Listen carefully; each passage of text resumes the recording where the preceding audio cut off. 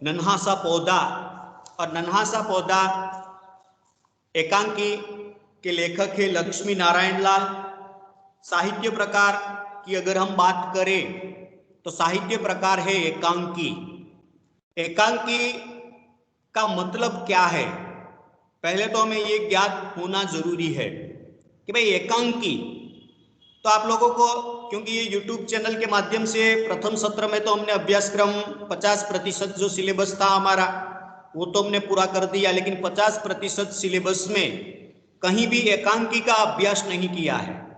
ये जो द्वितीय सत्र के सिलेबस में ये एकांकी विधा जो हमारे सामने आई है, तो पहले तो हमें ये जानना जरूरी है कि एकांकी क्या है। एकांकी का मतलब है एक अंक में लिखी जाने वाली साहित्य कृति।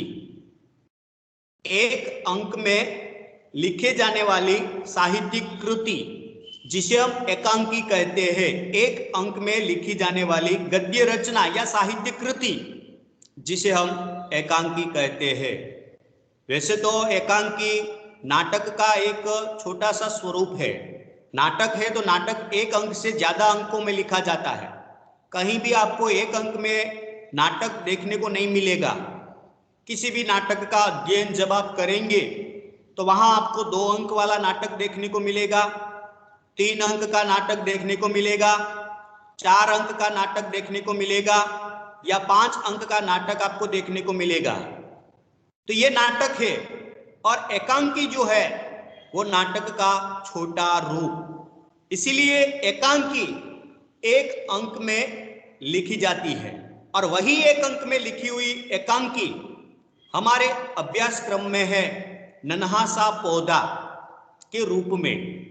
तो सर्वप्रथम हम लक्ष्मी नारायण लाल का परिचय देखेंगे। परिचय देखने के बाद एकांकी का जो सारांश है वो सारांश को देखेंगे, और सारांश के बाद एकांकी कला का स्वरूप, एकांकी कला के जो तत्व है इसकी भी जानकारी हम प्राप्त करेंगे। और ये सारी जानकारियां प्राप्त करने के बाद हम इस एकांकी में आगे बढ़ेंगे। तो पहले तो लक्ष्मी नारायण लाल का संक्षेप में अगर हम परिचय देखें तो लक्ष्मी नारायण लाल का जन्म सन 1927, मृत्यु सन 1987। जन्म हुआ है 1927 के दिन और उनकी मृत्यु हुई है 1987। तो ये जन्म और निधन की ये जानकारी यहां आपकी पाठ्य पुस्तक के अंदर है, उसकी ओर ध्यान देना। अब यहां ज्यादा परिचय लक्ष्मी नारायण लाल का इस पाठ्य पुस्तक में नहीं दिया गया, लेकिन जितना भी परिचय दिया है वही परिचय को हम पहले देखेंगे। बाद में एकांकी का जो सारांश, वह सारांश को देखेंगे, और सारांश देखने के बाद एकांकी कला के जो तत्व मैंने यहाँ लिखे हैं, शायद आप लोगों को स्पष्ट रूप से ब्लैक बोर्ड में लिखा हुआ दिखाई नहीं देता होगा, कोई बात नहीं। मैं यहाँ जब ये तत्वों की बात करूंगा तब एक एक तत्वों का नाम मैं आपके सामने प्रस्तुत करूंगा, और वही तत्वों का नाम सिर्फ आप अपनी नोटबुक्स में लिखना, ताकि आपको भी पता चले कि भाई हमने नन्हा सा पौधा एकांकी का अध्ययन किया, तो हमें पता चले कि ये एकांकी क्या है, एकांकी कला के तत्व क्या है, इसकी भी जानकारी हमें होनी चाहिए। इसलिए अब पहले तो लक्ष्मी नारायण लाल का परिचय देखते हैं। आधुनिक नाटककार लक्ष्मी नारायण लाल का जन्म उत्तर प्रदेश में हुआ था। ये जो लक्ष्मी नारायण लाल है वो नाटककार है। नाटककार का मतलब क्या है, नाटककार किसे कहते हैं?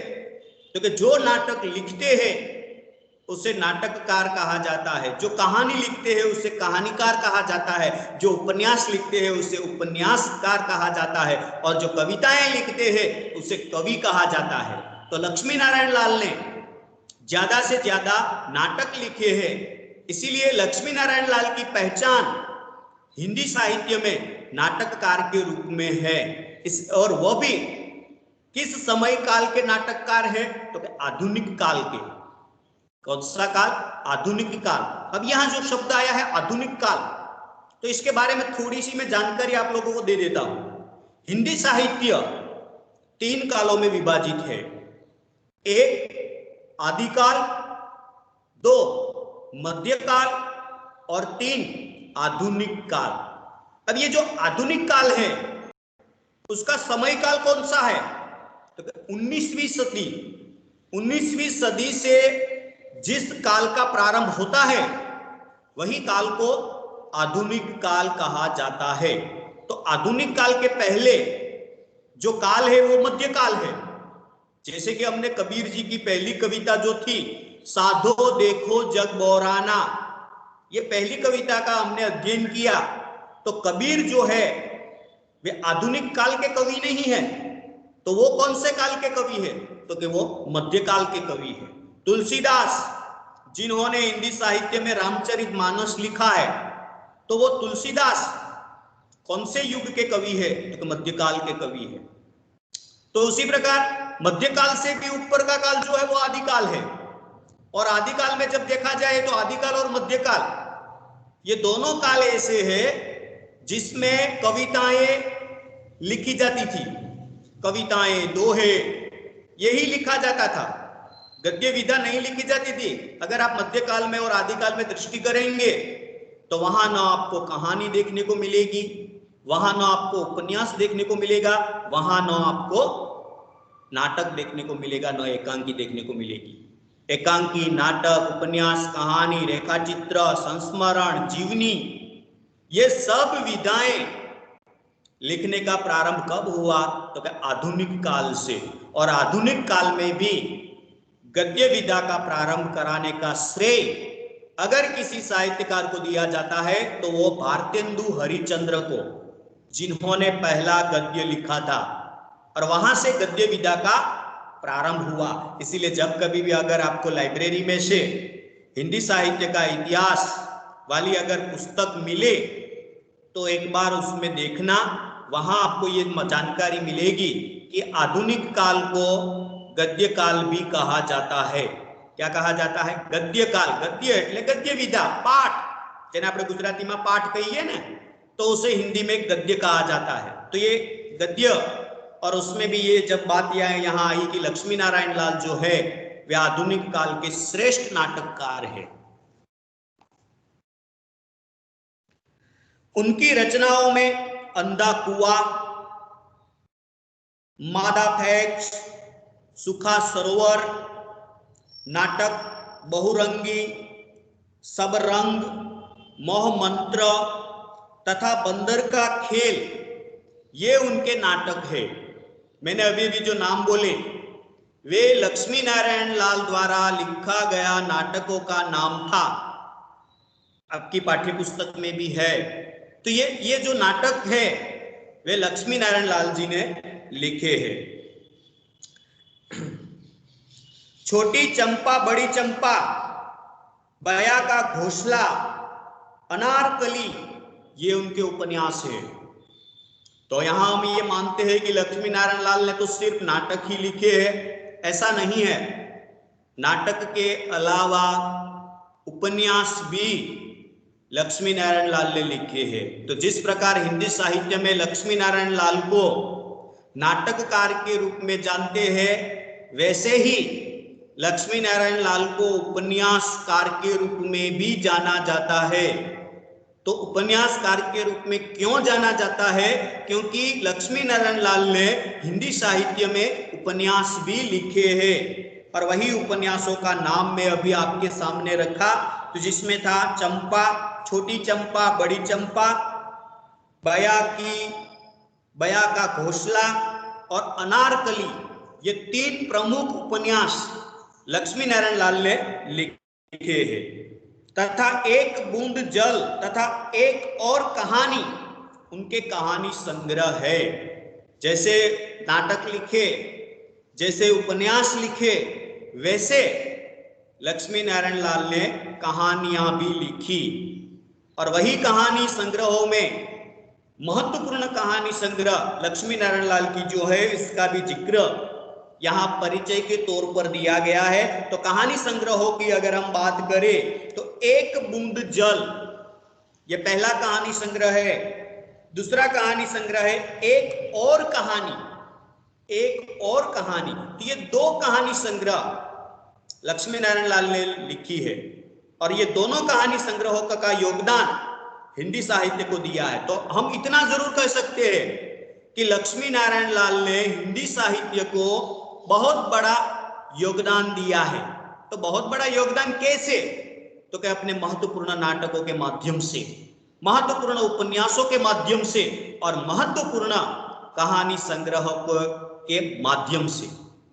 इतना योगदान लक्ष्मी नारायण लाल ने हिंदी साहित्य को दिया है। इसलिए हिंदी साहित्य के क्षेत्र में आधुनिक काल के जितने भी साहित्यकार हैं, वही साहित्यकारों में लक्ष्मी नारायण लाल का नाम बड़े आदर के साथ लिया जाता है।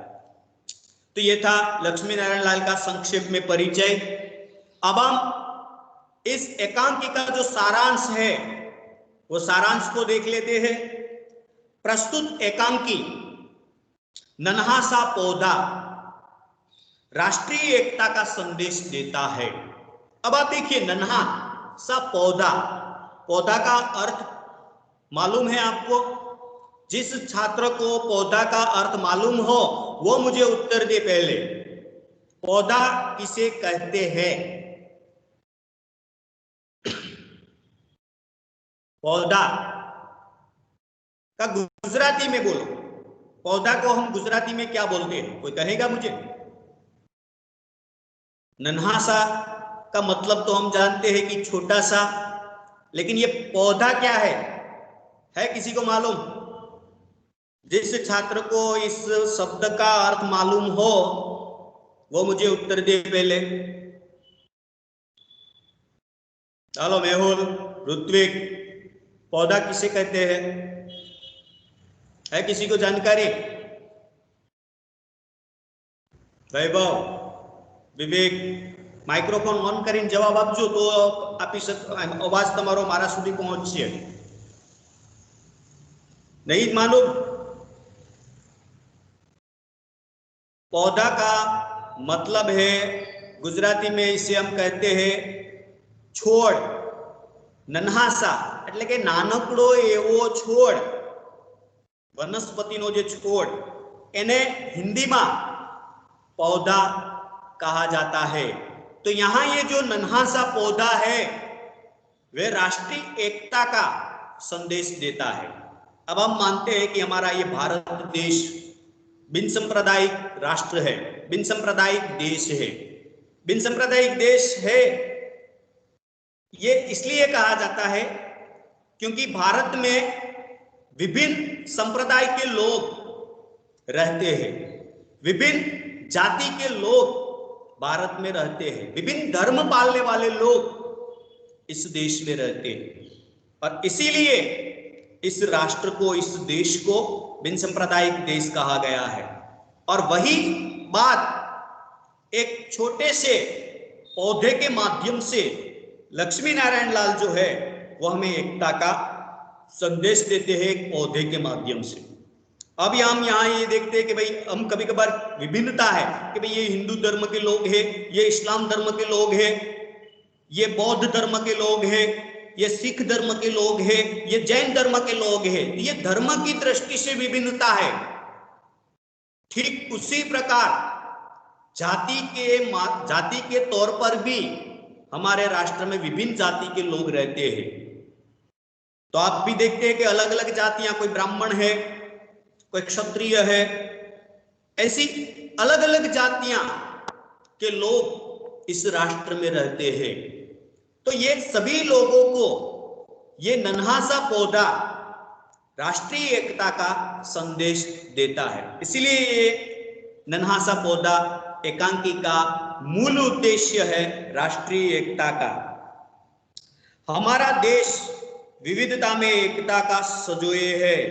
हमारी भाषाएं, वेशभूषा, खान पान अलग अलग है, फिर भी हम सब एक है।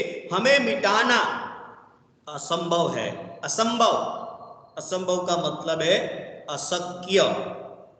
जो शक्य नहीं है उसे हम अशक्य कहते हैं, जो संभव नहीं है उसे हम असंभव कहते हैं। तो ये असंभव शब्द है वह शब्द अगर पर्यायवाची शब्द के रूप में पूछा जाए तो इसका पर्यायवाची यानी कि समानार्थी शब्द होगा अशक्य, और वही असंभव शब्द अगर विलोम शब्द के रूप में पूछा जाए तो इसका विलोम शब्द होगा संभव। और वही असंभव को अगर शब्द समूह के लिए एक शब्द लिखिए, अगर एक ऐसा प्रश्न पूछा जाता है तो जो संभव नहीं है वह जिसे हम असंभव कहते हैं। तो यहां यह कहा गया है कि ये राष्ट्र भारत, और भारत में अलग अलग धर्म के लोग रहते हैं, अलग अलग जाति समुदाय के लोग रहते हैं, अलग अलग भाषा बोलने वाले लोग रहते हैं, अलग अलग खान पान वाले लोग रहते हैं, अलग अलग पोशाक पहनने वाले लोग रहते हैं, फिर भी हमारी राष्ट्रीय एकता जो है वह अड़िखम है, और वही राष्ट्रीय एकता को तोड़ना असंभव है, असंभव अशक्य है, क्योंकि ये हमारी राष्ट्रीय एकता किसी के तोड़ने से नहीं टूटती। भले हम अलग अलग है, हम धर्म के दृष्टि से अलग है, जाति की दृष्टि से अलग है, भाषा की दृष्टि से अलग है, वेशभूषा की दृष्टि से अलग है, खान पान की दृष्टि से अलग है, फिर भी हम एक है, और एक है इसे तोड़ना, इसे अलग अलग करना वो असंभव है, क्योंकि हम राष्ट्रीय एकता में मानने वाले लोग हैं। इसलिए हमारा राष्ट्र बिन सांप्रदायिक राष्ट्र है। यहां सभी लोगों को अलग अलग धर्म पालने की स्वतंत्रता है, अलग अलग जाति समुदाय के लोग स्वतंत्र से रहते हैं, तो यही राष्ट्रीय एकता को तोड़ना असंभव है। यही बात इस एकांकी में लक्ष्मी नारायण लाल ने प्रस्तुत की है। एक पुरुष, एक स्त्री, अहमद है, गोखले है, सुब्बाराव है और चौधरी है, और मुन्ना और मुन्नी, इतने पात्र है इस एकांकी में। एकांकी के अगर पात्रों की बात हम करें तो एक पुरुष, एक स्त्री, मुन्ना, मुन्नी, अहमद, अब्दुल, सुब्बाराव, चौधरी, इतने पात्र इस एकांकी में है, और वही पात्रों के माध्यम से हमारे राष्ट्र की जो राष्ट्रीय एकता है, वही राष्ट्रीय एकता का संदेश एक पौधे के माध्यम से प्रस्तुत किया है। तो ये था इस एकांकी का सारांश। अब हमें जो बात करनी है वह एकांकी कला के तत्वों की। मैंने जिस प्रकार आपके सामने पहले ये बात रखी कि साहित्य गद्य विधा, वैसे तो हिंदी साहित्य दो भागों में विभाजित है, एक पद्य और एक गद्य। ये दो हिंदी साहित्य की प्रमुख विधाएं हैं, गद्य और पद्य। पद्य यानी कि कविता, और गद्य यानी कि पाठ। तो यहां हम जब देखते हैं कि भाई पद्य विधा में दो भाग है, प्रबंध और मुक्तक। प्रबंध और मुक्तक। प्रबंध जिसमें खंडकाव्य, महाकाव्य का समावेश होता है, और मुक्तक जिसमें दोहे का समावेश होता है। जैसे कि हमने नीति के दोहे पढ़े तो मुक्तक रचना है, वो प्रबंध नहीं है, न उसे खंडकाव्य कहा जाता है न महाकाव्य कहा जाता है। लेकिन हाँ, तुलसीदास का जो रामचरितमानस है, या जयशंकर प्रसाद का कामायनी जो काव्य है, उसे हम महाकाव्य कह सकते हैं, क्योंकि रामचरितमानस भी महाकाव्य है और कामायनी भी महाकाव्य है। तो ये प्रबंध के संदर्भ में आते हैं। तो कहने का तात्पर्य यह है कि ये जो पद्य विधा है वो काव्य रचना के संदर्भ में गिनी जाती है, और गद्य विधा में नाटक, एकांकी, उपन्यास,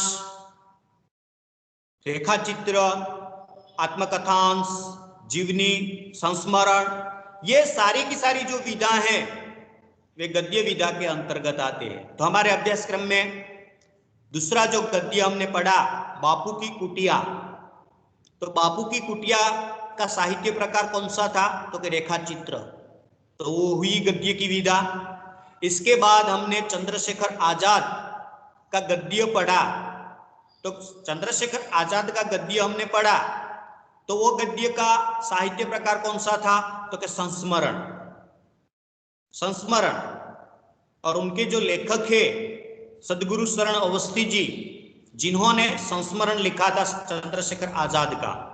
फिर हम वहां से जब हम आगे बढ़े तो पंचलाइट, पंचलाइट जो गद्य हमने पढ़ा, तो पंचलाइट गद्य का साहित्य प्रकार कौन सा था? तो क्या कहानी। अब इसके आगे जब हम आगे बढ़े तो हमने पढ़ा दुख गद्य यूट्यूब के माध्यम से। ये पहले मैंने जितने भी नाम बोले ना, बापू की कुटिया, चंद्रशेखर आजाद, पंचलाइट, दुख, ये सारे के सारे गद्य हमने यूट्यूब चैनल के माध्यम से अभ्यास किया है। तो ये गद्य की विधाएं थी, और उसमें एक नई विधा हमारे सामने आई, वह है एकांकी नन्हा सा पौधा। तो एकांकी की परिभाषा तो मैंने आपके सामने प्रस्तुत कर दी कि एक अंक में लिखे जाने वाली साहित्यिक कृति जिसे हम एकांकी कहते हैं। अब एकांकी कला के तत्व, ये जो मेरे ब्लैक बोर्ड के सामने रखे हैं, शायद आप लोगों को स्पष्ट रूप से नहीं दिखाई देता होगा, लेकिन कोई बात नहीं, मैं यहां नाम बोलता हूं। पहला जो तत्व है वह है कथा वस्तु। पहला तत्व जो है कथा वस्तु। अगर आपके पास नोटबुक है तो उसमें ये नोट करना, कथा वस्तु, ये पहला तत्व है। दूसरा तत्व जो है वह है पात्र। पात्र, पात्र को दूसरे शब्द में कहना है तो चरित्र चित्रण। अगर आप अपनी नोटबुक्स में लिखते हैं तो मैं धीरे से बोलता हूं, पात्र एवं चरित्र चित्रण, ये दूसरा तत्व है। तीसरा जो तत्व है वह है संवाद।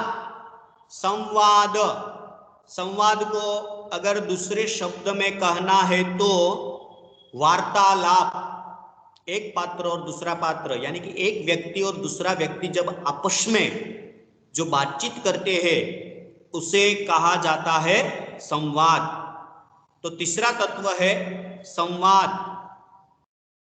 चौथा तत्व जो है देश, काल एवं वातावरण। देश, काल एवं वातावरण, ये चौथा तत्व है। पांचवा तत्व जो है वह है भाषा शैली। कोई भी एकांकीकार, उपन्यासकार या नाटककार या कवि जब अपनी साहित्यिक कृति लिखता है ना, तो उनकी शैली कि भाई कौन से प्रदेश की विषय वस्तु में लिख रहा हूं, तो वहां की बोली क्या है, वहां की शब्दावली क्या है, उसका वो अध्ययन करता है, और उसी के आधार पर वो अपनी भाषा एकांकी लिखने के लिए तय करते हैं। चाहे एकांकी हो, कहानी हो, उपन्यास हो या नाटक हो, सभी में ये तत्व देखने को मिलते हैं। मैंने जितने भी नाम अभी बोले ना 6 तत्वों के, 5 तत्वों के, वे पांचे 5 तत्व कहानी कला के भी है, उपन्यास कला के भी है और नाट्य कला के भी है। अब ये छठा तत्व जो है वह है रंगमंच एवं अभिनय। ये जो तत्व है, ये तत्व न उपन्यास में देखने को मिलेगा न कहानी में देखने को मिलेगा। ये रंगमंच एवं अभिनय सिर्फ और सिर्फ नाटक और एकांकी में ही देखने को मिलते हैं। तो रंगमंच यानी कि एक प्रकार का मंच, जैसे भी अगर मान लो कि आप लोग अगर भावनगर में यशवंत राय नाट्य गृह में अगर किसी स्पर्धा हेतु अगर आप वहां गए हैं तो शायद आप लोगों को पता चले कि रंगमंच किस प्रकार का होता है, क्योंकि ज्यादातर जिला कक्षा की जो स्पर्धाएं होती है वे स्पर्धाएं यशवंत राय नाट्य गृह में ही होती है, क्योंकि यशवंत राय नाट्य गृह जो हो एक मंच है, रंगमंच है, और वही रंगमंच पर एकांकी और नाटक का मंचन होता है। तो एकांकीकार या नाटककार जब ये नाटक और एकांकी लिखते हैं ना, तब रंगमंच को ध्यान में रखकर वो लिखते हैं, क्योंकि लिखी हुई एकांकी का मंचन करना हो, रंगमंच पर अभिनय करना हो, तो आसानी से वही एकांकी, वही नाटक का अभिनय हो सके, इस बात का भी ध्यान, इस बात का भी ख्याल नाटककार और एकांकीकार को रखना पड़ता है। तो ये एकांकी नन्हा सा पौधा है, तो इसमें लक्ष्मी नारायण लाल ने इस तत्व के बारे में ध्यान रखा है। अगर इस एकांकी का अगर हमें मंचन करना है तो हम कर सकते हैं। जो विषय वस्तु है, इसमें जितने भी पात्र है, मान लो कि 5 या 6 पात्र है, तो ये 5 और 6 पात्र इसका अभिनय प्रस्तुत कर सकते हैं। तो इसलिए ये जो 7वां तत्व है, 6ठा तत्व रंगमंच एवं अभिनय, ये खास महत्वपूर्ण का तत्व है। और इसी तत्व का ख्याल या ध्यान अगर नाटककार और एकांकीकार नहीं रखते तो वो एकांकी, वो नाटक सफल नहीं माना जाता। हाँ, पहले के जितने भी नाटक लिखे जाते थे स्वतंत्रता के पहले, इसमें रंगमंच अभिनय के बारे में देखा नहीं जाता था। जैसे कि जयशंकर प्रसाद जी है, हिंदी साहित्य के श्रेष्ठ नाटककार, और उसके नाटकों का अगर मैं नाम बोलूं आपके सामने तो ध्रुव स्वामिनी नाटक है, चंद्रगुप्त है, अजातशत्रु है, ऐसे स्कंदगुप्त है, ऐसे असंख्य नाटक जयशंकर प्रसाद जी ने लिखे। लेकिन जयशंकर प्रसाद जी के नाटक रंगमंच की दृष्टि से सफल नहीं माने जाते।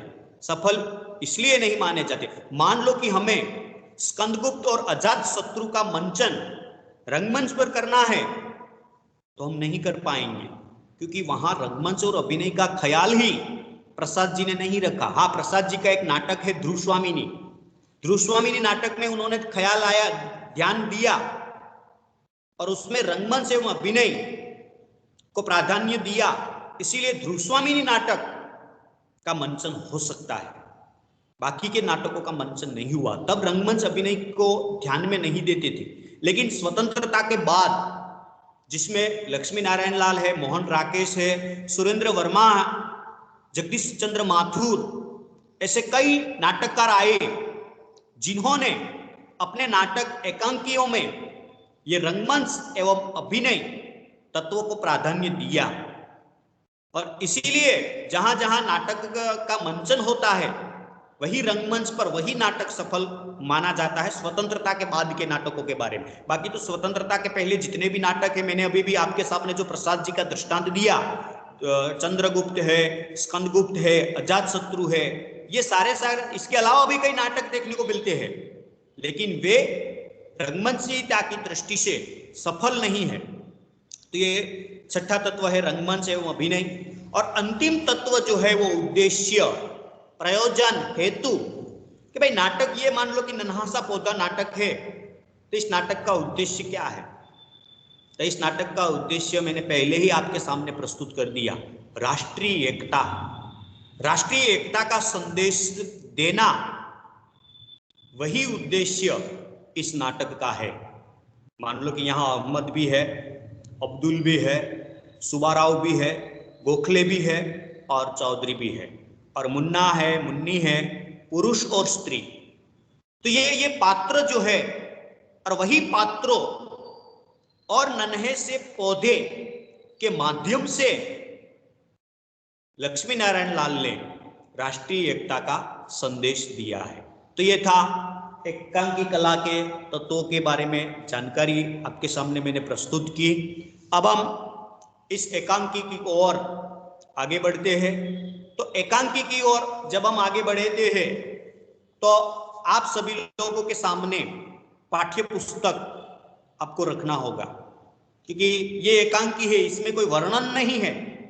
पात्र, एक पात्र और दूसरे पात्रों का संवाद ही है। मैंने जब कहानी कला के माध्यम से जो बात की ना उसके तत्वों की, तो जिन जिन पात्रों का नाम मैंने आपके सामने प्रस्तुत किए, वही पात्रों आपस में वार्तालाप करते हैं, और वही वार्तालाप में हमें जो बात है वही बात को समझना है। तब हम एकांकी में आगे बढ़ते हैं। तो पहले तो पात्रों का नाम यहाँ दिया गया है, वही पात्रों का नाम मैंने आपके सामने प्रस्तुत कर दी है, इसीलिए मैं यहाँ सिर्फ इसका नाम ही बोलता हूं। एक पुरुष मुन्ना मुन्नी, एक स्त्री तथा 4 लड़के अहमद, गोखले, सुब्बाराव और चौधरी। एक लड़का जो है इसका नाम यहां नहीं लिखा है, अब्दुल भी है। तो ये 5 लड़के हैं और मुन्ना मुन्नी पुरुष और स्त्री। तो मुन्ना और मुन्नी जो है वे भाई बहन है, और मुन्ना और मुन्नी के माता पिता कौन है? तो वो जो पुरुष और स्त्री का जो पात्र है ना, वही पुरुष और वही स्त्री। इसकी 2 संतानें हैं, एक मुन्ना जो लड़का है और मुन्नी जो लड़की है। इतने पात्र इस एकांकी के अंदर लक्ष्मी नारायण लाल ने प्रस्तुत किए। अब हम आगे बढ़ते हैं। सुना मंच, बाहर से एक स्त्री आती है, किनारे नन्हा सा एक पौधा उगा देखकर रुक जाती है, उसे देखती है, फिर उसे उखाड़कर फेंक देना चाहती है, पर संभव नहीं होता, फिर पुकारती है। अब आप देखिए, कोई भी एकांकी या कोई भी नाटक का जब प्रारंभ होता है ना, तो पहले सूत्रधार सामने आते हैं, और वही सूत्रधार जो नाटक या एकांकी का मंचन होने वाला है ना, इसकी पहले पूर्व भूमिका वो प्रस्तुत करता है। जैसे कि यहां मैंने अभी भी जो नाम बोले ना पात्रों का, तो वही सूत्रधार पहले कहेगा कि आज जिस एकांकी का मंचन होने वाला है, वो एकांकी का नाम है नन्हा सा पौधा। और नन्हे से पौधा जो एकांकी में जो पात्र आपके सामने प्रस्तुत होंगे, उसमें एक पुरुष, एक स्त्री, और वही पुरुष वही स्त्री के 2 संतान मुन्ना मुन्नी, अहमद, गोखले, सुब्बाराव, चौधरी और अब्दुल। ये पहले तो उनका जो पूर्व भूमिका के तौर पर ये परिचय प्रस्तुत करते हैं, और परिचय देने के बाद सूत्रधार गायब हो जाता है और सीधा वो पर्दा जो होता है सीधा ऊपर उठता है, और वो जो रंगमंच है वही रंगमंच आपके सामने प्रस्तुत होता है। और वही रंगमंच पर एक स्त्री आपके सामने नजर आती है, और वही स्त्री की नजर के सामने एक नन्हा सा पौधा आता है, और नन्हे से पौधे को देखकर वो स्त्री चिंतित होती है। पहले तो वो स्त्री क्या करती है, वही पौधे को उखाड़ना चाहती है, लेकिन वह पौधा उखड़ता नहीं है। इसलिए यहां शब्द प्रयोग किया है कि पौधे को उखाड़ना असंभव है, और जब पौधा उखड़ता नहीं है तभी वह स्त्री चिल्लाकर अपने पति को बुलाती है, और वह स्त्री बोलती है, अरे सुनते हो जी, देखो तो यहां किसने क्या कर दिया, हमारी जमीन का सत्यानाश किसने की यह बदमाशी। देखिए यहां एक शब्द है बदमाशी। बदमाशी, बदमाशी का मतलब होता है शरारत।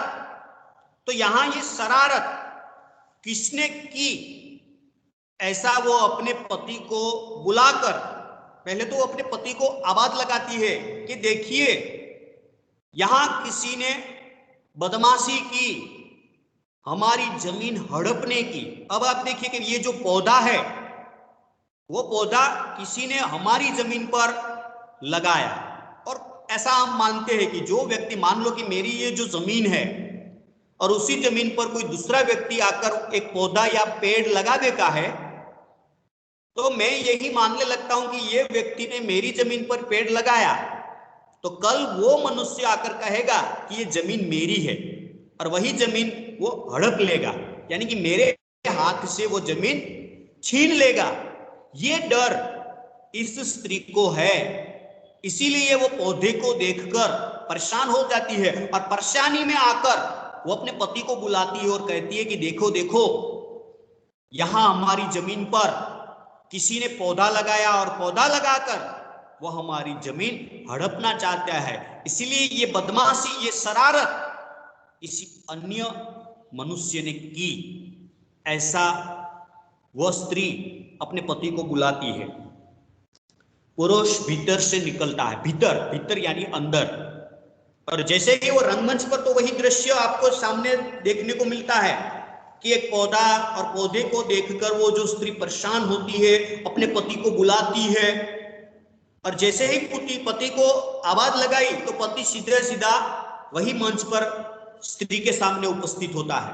भीतर से वो यहां मंच पर आता है। स्त्री कहती है, जैसे ही अपने पति को सामने देखा तो वो स्त्री ने क्या कहा अपने पति से, देखो यहां पेड़ लगा दिया किसी ने। जैसे ही उनका पति जब उसके सामने आता है तो वह स्त्री कहती है कि देखो देखो, यहां हमारी जमीन पर किसी ने पेड़ लगा दिया। पुरुष, अरे बच्चों ने खेल किया होगा, इतना नन्हा सा पौधा तो है। जब स्त्री ने अपने पति से कहा कि देखो देखो, हमारी जमीन पर किसी ने ये पेड़ लगा दिया, तो पुरुष ने अपनी पत्नी को शांत करने के लिए कहा कि भाई ये तो बच्चों ने लगाया होगा, कोई खेल खेलते होंगे, इसीलिए शायद ये बच्चों ने ही ये पेड़ लगाया है। इसीलिए इस बात को लेकर तुम परेशान मत हो। कहने का तात्पर्य ये है पुरुष का। इसीलिए अपनी पत्नी को कहता है कि भाई ये इस बात को गंभीरता से मत लो। वैसे भी हमारे यहाँ जो हमारे बच्चे हैं और हमारे बच्चों के जो मित्र है, सभी बच्चे यहाँ खेलते होंगे और उन्हीं बच्चों ने ये पेड़, ये पौधा लगा दिया होगा, इसलिए तू इस बात से परेशान मत हो। लेकिन स्त्री क्या कहती है? स्त्री, नहीं नहीं, उखाड़ कर फेंक दो, बेवजह बखेड़ा करेंगे लोग। स्त्री ये बात मानने के लिए तैयार नहीं होती।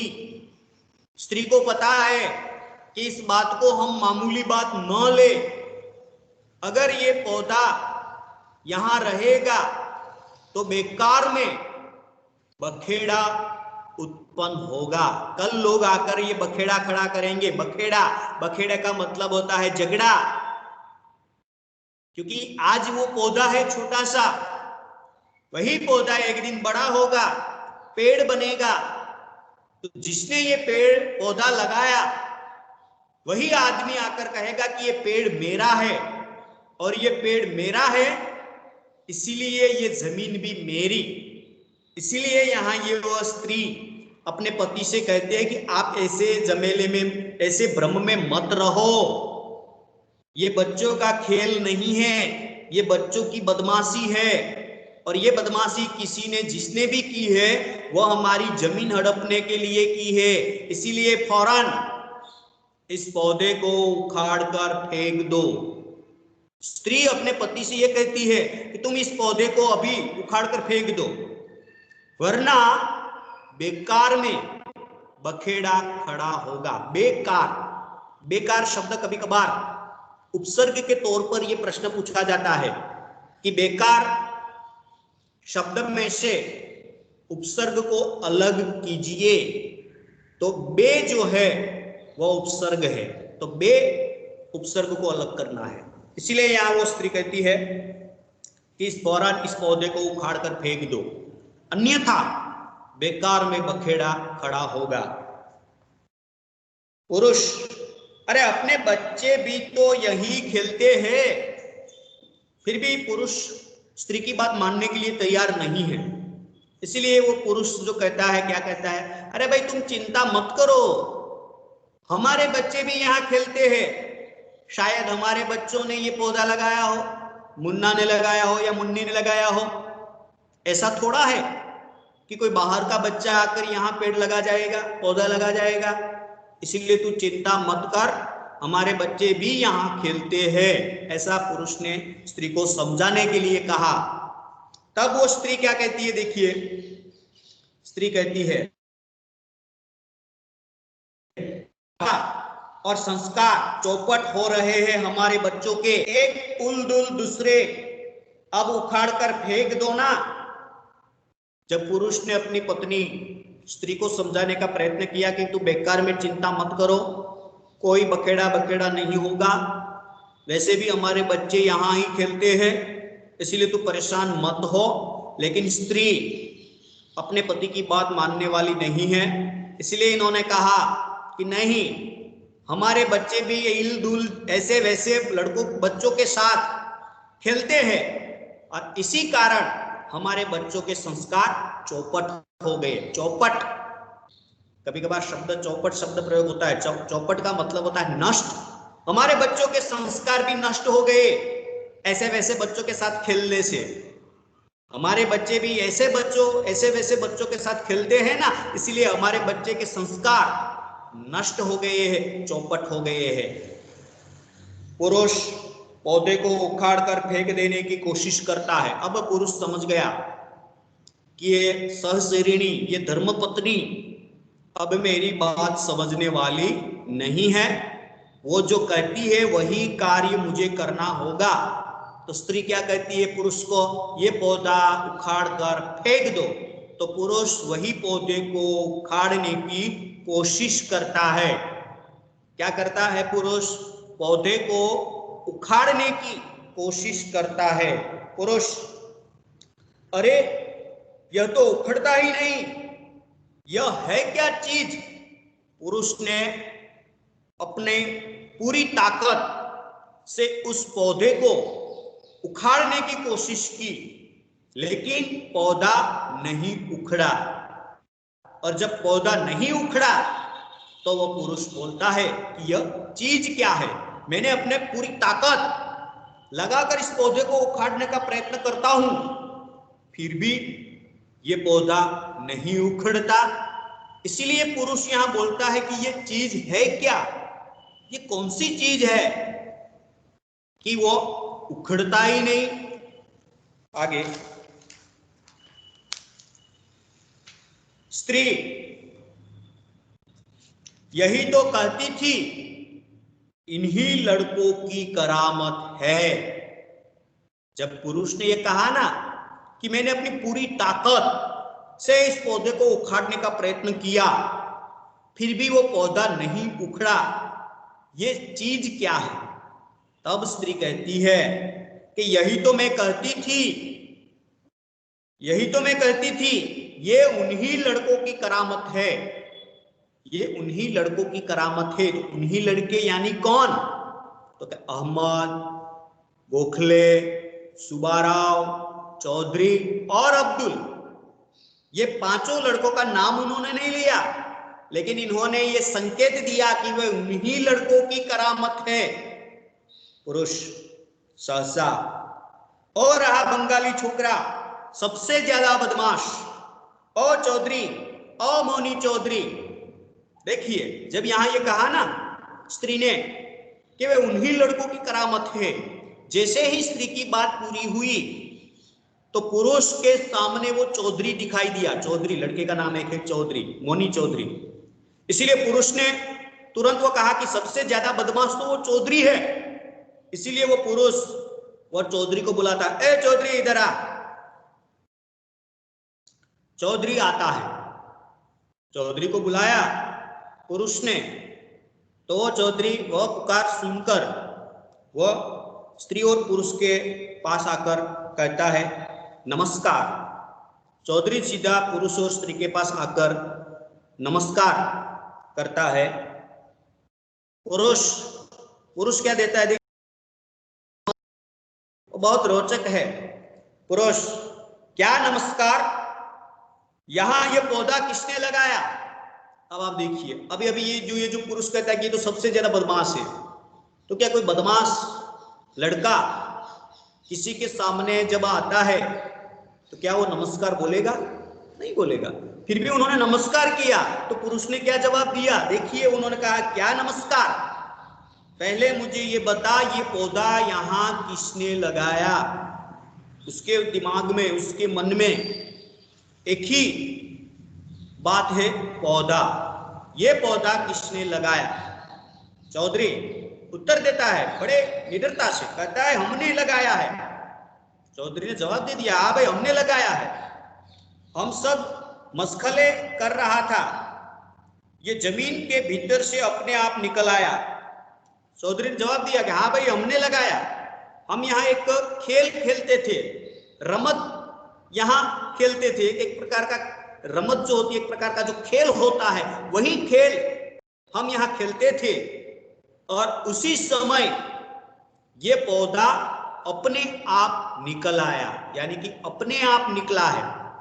न मैंने लगाया, न मुन्ना ने, न मुन्नी ने, न अहमद ने, न गोखले ने, न सुब्बाराव ने, हम सभी बच्चे यहां एक खेल खेल रहे थे, तभी ये पौधा अपने आप निकला।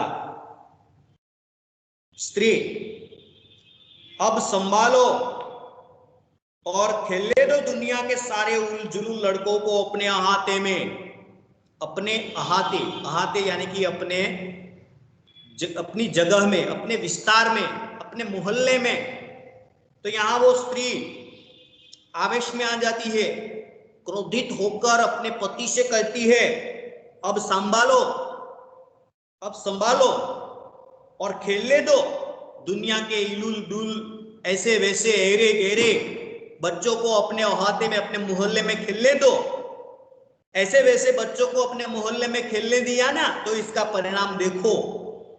स्त्री अपने पति को डांटती है, अपने पति को क्रोधित होती हुई गुस्से में वो अपने पति का पहले में कहती थी कि ऐसे वैसे बच्चों को अपने मोहल्ले में मत खेलने दो, लेकिन आपने मेरी एक बात नहीं सुनी, तो अब संभालो। पुरुष, क्या रे, जमीन से अपने आप कैसे निकल आया? जब चौधरी ने जवाब दिया ना कि वो अपने आप निकल आया, तो पुरुष ने कहा कैसे? अरे वे कैसी बात करते हो? क्या कोई पौधा जमीन के अंदर से क्या अपने आप कभी निकलता है? कैसी बात कर रहे हो चौधरी? स्त्री, स्त्री कहती ये झूठ बोलता है, ये बदमाश है ना, इसीलिए वो झूठ बोलता है। चौधरी, अरे पौधा जमीन के भीतर नहीं निकलता। चौधरी ने सामने प्रश्न पूछा स्त्री और पुरुष को, क्या पौधा जमीन के अंदर से अपने आप क्या कभी नहीं निकलता?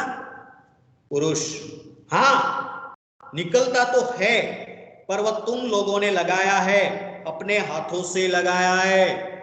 पुरुष कहता है कि निकलता है, मैं मानता हूं, लेकिन ये जो पौधा है, ये पौधा अपने आप नहीं निकला, इस पौधे को आप सभी बच्चों ने मिलजुल कर ही लगाया है। चौधरी, इस पौधे के बारे में हम सबने मिलकर एक स्वप्न देखा है। चौधरी जवाब देता है कि हाँ, आपका अनुमान सही है, हम सभी बच्चों ने मिलजुल कर ये पौधा लगाया है, और इस पौधे के साथ साथ हमने एक स्वप्न देखा है। स्वप्न हमारा एक स्वप्न है, और इसी स्वप्न को साकार करने के लिए हमने ये पौधा मिलजुल कर लगाया है। स्त्री, जैसे ही चौधरी की ये बात सुनकर स्त्री डर जाती है, स्त्री डर जाती है, हाय राम, तो सबने मिलकर साजिश की, हमारी जमीन हड़पने की साजिश। साजिश का मतलब है षड्यंत्र। स्त्री डर जाती है, उन्होंने कहा कि हमारा एक सपना है, हमने एक सपना देखा है। ये बात जैसे ही चौधरी पूरी करता है, और स्त्री जो है वो डरती है और कहती कि हाय राम, क्या आप सभी बच्चों ने मिलजुल कर क्या हमारी जमीन हड़पने का षड्यंत्र किया है? क्या हमारी जमीन हड़पने की साजिश की? चौधरी, नहीं नहीं, हम सब खेलते हैं, हम तो यहां खेलते हैं, हम थोड़े जमीन आपकी हड़पेंगे। स्त्री, खबरदार, अब यहां कोई खेलेगा, लाओ फावड़ा, इसे खोद कर फेंक दूं। स्त्री ने तो चौधरी को धमकी दे दी, चेतावनी दे दी कि अब दोबारा यहां खेलने आया तो देख लूंगी, और अपने पति से कहती कि लाओ फावड़ा, मैं इस पौधे को उखाड़ कर फेंक दूं। चौधरी, नहीं नहीं, ऐसा मत कीजिए। चौधरी मना करता है कि आप ऐसा मत कीजिए, इस पौधे को मत उखाड़िए। पुरुष भागता है कि जैसे ही वो मना करता है चौधरी, तो पुरुष थोड़ा आवेश में आकर चौधरी से कहता है कि यहाँ से भागता है कि, वहां वो अटक जाता है, डोट डोट अटक जाता है। इसका मतलब है कि अगर तू यहाँ से भागेगा नहीं तो मैं पूरी पिटाई कर दूंगा, इसीलिए यहाँ से भाग जा। और चौधरी भागते हैं और उसके पीछे वो पुरुष भी दौड़ता है। तो विद्यार्थी मित्रों, ताश हम यहाँ तक ही रखते हैं। आने वाले ताश में ये जो एकांकी है वही एकांकी के उत्तरार्ध को देखेंगे। तो पहले तो सभी विद्यार्थी अपना वीडियो ऑन करें। सभी विद्यार्थी अपने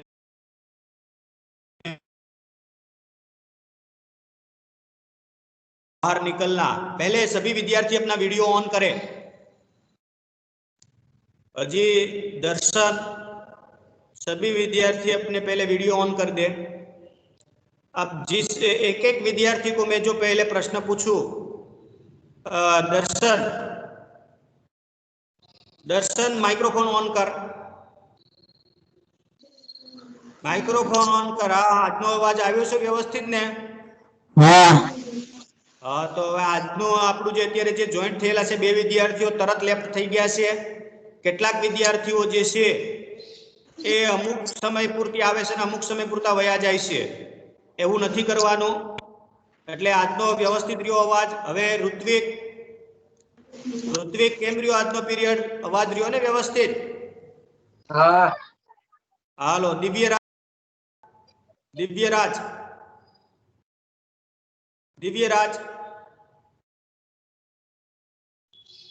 અવાજ આવ્યો તો ને આજે?